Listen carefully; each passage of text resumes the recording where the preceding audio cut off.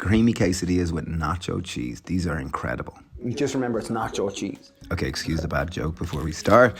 Okay, if you're looking for more recipes like this, our app is out tomorrow and we're so excited. Okay, the basis of this is we're going to kind of char and grizzle some oyster mushrooms. So first step, fry them down, and we're going to use a technique known as compression. Take a clean bowl and compress them down to evaporate moisture and encourage more caramelization and char.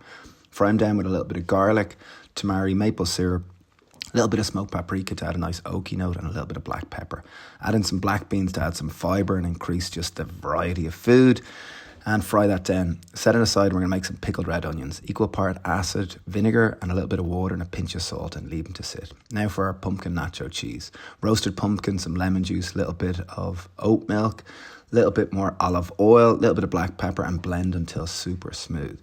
Put that down on the basis of our quesadillas. Put on our mushroom bean mix, some sliced avocado, pickled red onions, some more nacho cheese, and fold it over until